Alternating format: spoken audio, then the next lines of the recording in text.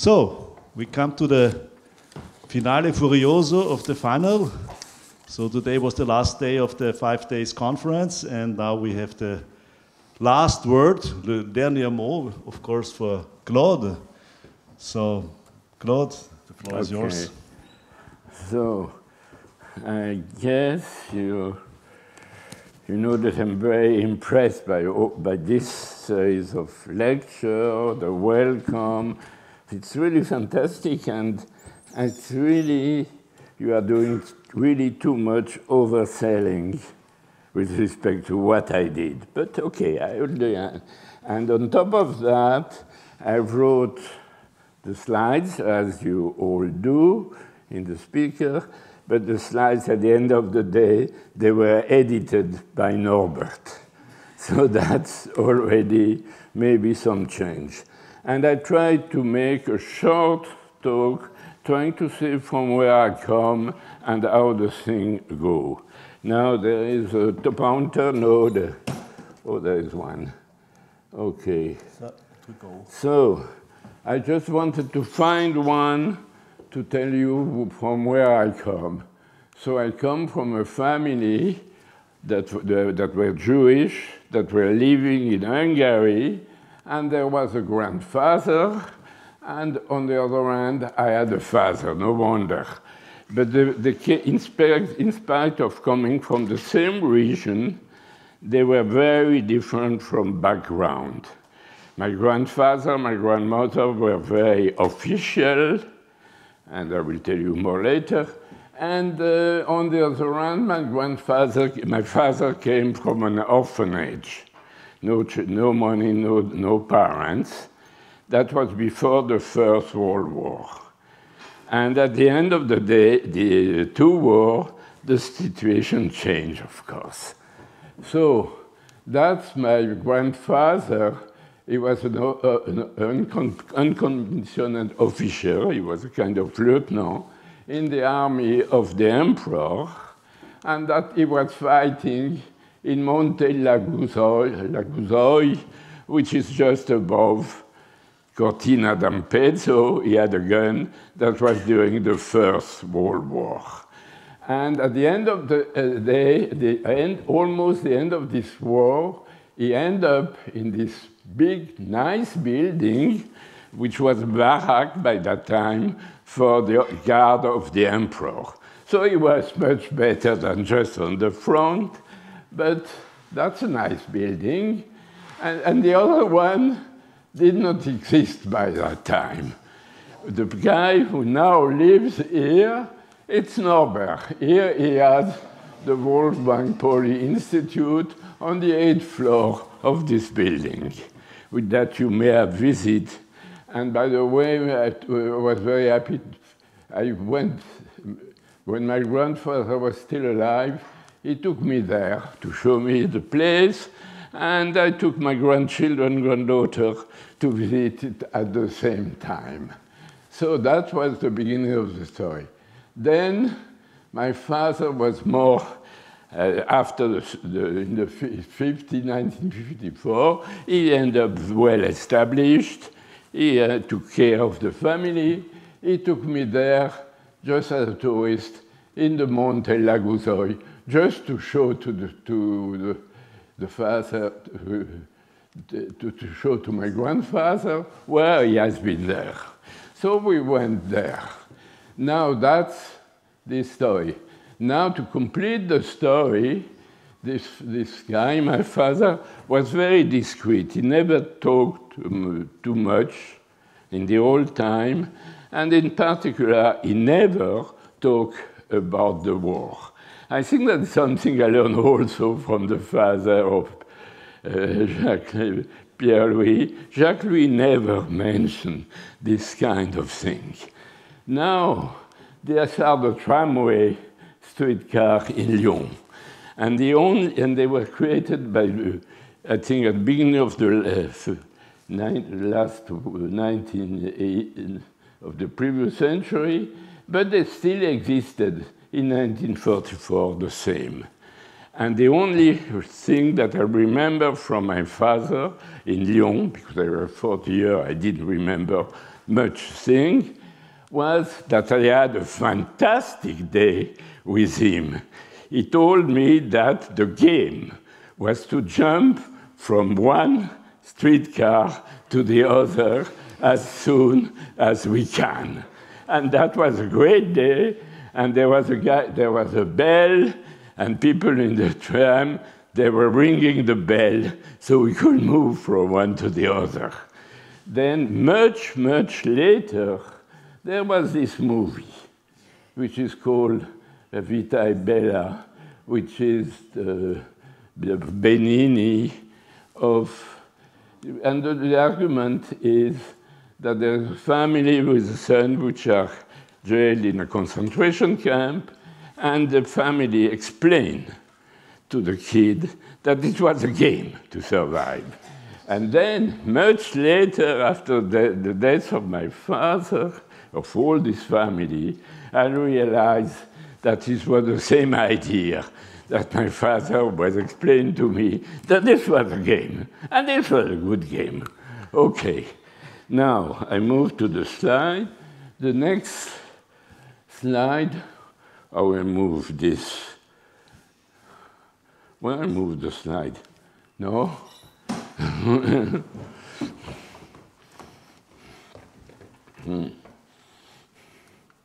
Oh, that's forward. Okay, so that was my thesis defend. By that time, it was that was in the Institut Henri Poincaré. And it was more or less very official. There was the director, which was Laurent Schwartz, it is, and Jacques Lyons, and there was a big committee where there was Malgrange and Berger, and there was a guy in the audience because he didn't register in the committee, and that was Louis Nierenberg. So that were really very nice people, very supporting. And I had quite a nice, very pleasant defense. Now, before the defense, I had to write a thesis, and Lyons, Jacques-Louis, said that it was a good thesis. You should submit it in the Annales scientifiques de l'École normale. And by that time, there was no thing on computer, no committee. The committee was just one man, who was Jean-Pierre Serre. And Jean-Pierre Serre said to Lyons, this is a good document, but it's really very badly written. He should make some, Bardos should make some improvement. Okay, so I made some improvement, and Lyons convinced Serre that it's just a trouble because, you know, this guy is from Hungarian origin and he doesn't speak well French.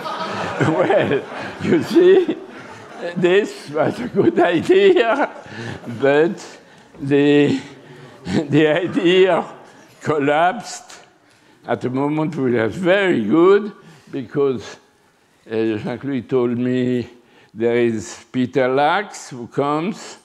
You should talk to him because maybe what you do may be interested, and then it would be good if you talk to Peter. So I went to the Institut Henri Poincaré. Peter Lax was in an office, and he told me, Bardos! And I couldn't answer anything in Hungarian. So that was the story. Okay. Now, try to move on. Move on. No. Okay. So after that, I had the chance to meet the other Lyons. And that I tried to go fast just to say that you can read that it was really a nice experience to see him, except there's a comment that it was edited, the story mentioned about Rutgers at the end on this slide was edited by Norbert, and it was a story which Pierre-Louis mentioned exactly this morning, so there is nothing to say except thank you once again for your patience, among other things. Okay, now I try to give some information about mathematics. That will be for the next slide. And it overlaps with several things that were said in the previous talks, and that especially, of course, in the talks of Jeff about, the talk of Dave about Navier's talks and so on. So you have a big overlap between what I could mention here and what was the object of part of the talk of Dave. So I make it very short. The idea is that at some point, Lyons and decide to write, publish a kind of French, I'm starting to have a problem about the name. He's just trying to write the French, come on. Pardon? The Courant Hilbert, he was trying, you see, I'm trying to getting old now. He was trying to, he was there, these two guys decide that they will do the French Courant Hilbert. The French Courant Hilbert is a book that was around in the 1960s, but it was an American version of the initial book of the advisor of Courant and others, who was Hilbert. So that's the reason why the book had two names, but it was only the Courant Hilbert. So what they did, they decided they will do several volumes, and with it, they will assemble that with anyone they want that will be efficient, make the young guy to write it and publish it. And the result for me was, I don't know if the book is very popular now, but as far as stimulating our community, it was really a fantastic experience. There were several people involved in it. They mentioned, okay, so Dautre, who passed away this year, was the High Committee of the box of the CAA, so atomic energy. So he had some possibility in terms of organization to support the experience, and Lyons was really helping them, and so they create really a team of very diverse. For instance, at some point, Itzikson was also working with them, and mostly they were working with younger people. The younger people you find, you have Benoit, you have Pierre-Louis, who was in the group, you had people that were there because they were just had to be in the army. So that was a military duty to be there. And the result was, in particular, that in several steps, we return exactly to what was said in the talk of Dave. The first thing, we start from something that was described this morning by François, where he just was looking at the limit of radiative transfer equation, and at this limit there was an issue to see whether or not this described some material that become critical, so that was a problem in terms of eigenvalue. And this was also something which was mentioned, which was in the paper described by François this morning, but François didn't mention that, talking about blunder, there was a blunder by Rémy, who may be there, where it deals between weak convergence and strong convergence, and things when giving weak convergence were not enough to prove anything. So there was a guy who was a full-time working with Dautrey, whose name is Cessna, and they asked Cessna to fix the problem. And Cessna is there, up there. So Cessna managed to change something which was more or less correct in something which turned out to be completely correct. Now, turning completely correct, that turned out to be the first proof of what will be after that that will be after that the Lyon's goals per time centis, which was the proof of the averaging lemma. So the first simple proof of the averaging lemma comes from 1985.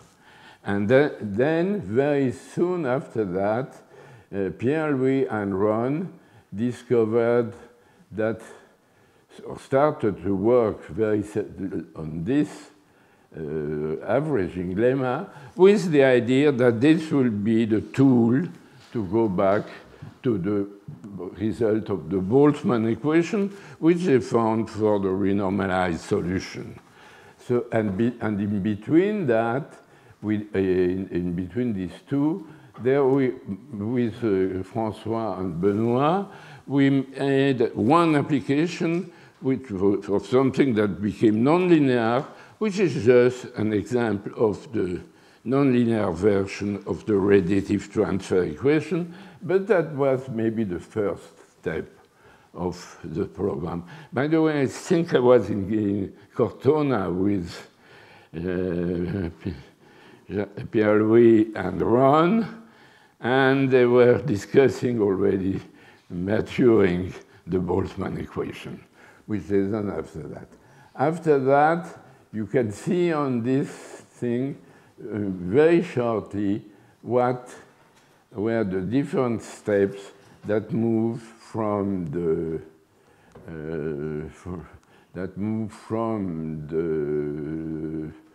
let's say the diffusion for neutron transport to the program which I terminated there by François and Laure. And you can see all the steps that went there. And this will also be another extension. Extension would cover what was said by Norbert this morning about quantum nonlinear Schrödinger and the appearance of Vlasov dynamic. And it was also a contribution of Markovich, Moser, and Lyons, which turns out to be also a cornerstone. And I will finish for this one. What is in the paper of Lyons and Paul is an example where you define the Wigner transform to look at the limit from the nonlinear Schrödinger equation of the system. And what they found is that to have a limit which will be non-trivial, where everything should go to zero and there will be no much thing, they needed the notion of mixed state. They needed the nature oscillate with all the different frequencies. And then they, in the meantime, they found that there was already a compte-rendu note of 1946, but which was done by Yvon. And then I just find out that this note was, which was published in 1946, was done much earlier, which in fact it was in 1944. That was a big difference. It was in Neuengamme. Okay, you want me to move? I move to one slide more. Okay, so I put that on this slide.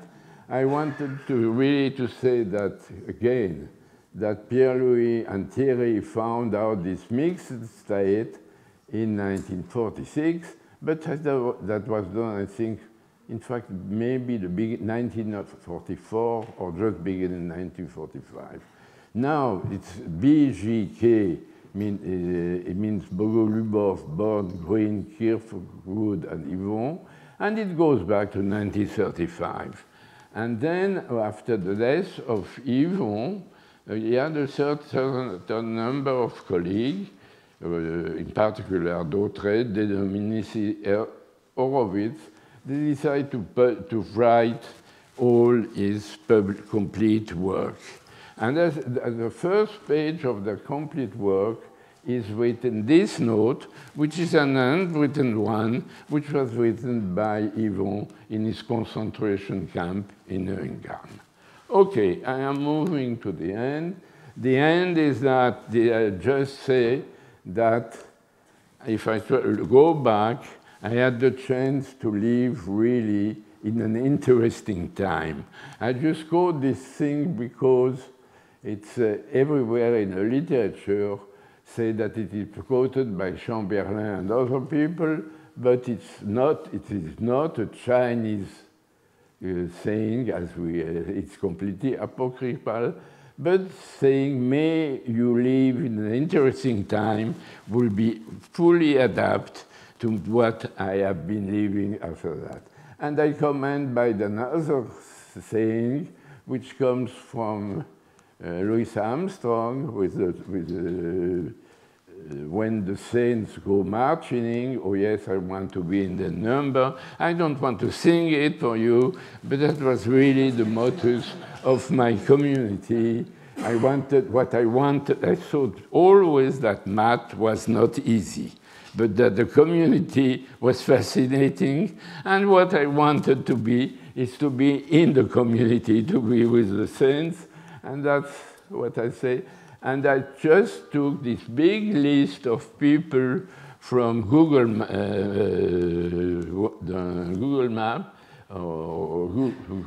and it's not Google Map, it's just the name of all the people with whom I wrote a paper. I just don't repeat the name, so every Lebeau is one, Roche is one, but anyone. If I take all the paper at the end, it's 338 issue for living in a great time. So that's the thing. And the rest are just pictures that we can browse. You see, I really had a very good influence for Uriel Frisch, which I met at the École Normale. Now this is Hadamard. We have already heard a lot about Hadamard. I just want to say one thing, just because I am 85, is that in this room, I am surely the only one that met Hadamard. And by that time, there was the Institut Henri Poincaré already existed. It existed before the Second World War. And there was a library. There is always a library. But this library was run by a guy who was very authoritarian with the young people. His name was Belgodère, which is a name from Corsica. And the only thing that we could observe, there was one person on which he could really take care. And that was Hadamard. He did everything to take care of Hadamard. So the other people, that was my student. You know this one. It's Peter Lax, his family, Andy Maida, the CA. I have several here. They are in it's Dave, the Sonnet. Here you see these people, you know them. First, this one I know. This is Joe Smoller with Nishida. And someone was, there was, that was in Oxford, I think Pierre-Louis was in Oxford, and people there, most of them disappeared, but there was Andy, the Fermos, and Andy, the Fermos, and Constantine. The Constantine, the Fermos, and this, maybe Guidas, what is that one? And that was someone who was important for me in the École Normale, who was booted well. This, you saw Irene yesterday, so there's no comment, that's great. And these two also, you know. Okay, so you can just browse the thing. There is one thing I could meet. There is Dave here, which is with Marie, and this and Adrien, which was the father of this guy, and was more or less kind of advisor in the École Normale. And here you have Foyage and Luc Tartar, if you will. And other than Gibbon. And this one, you know, they are around. And here I am in the mountains with people that were really nice enough to take care of me. Okay, and that's, I could stop here. You can look at them. They are more or less on my web page. Okay.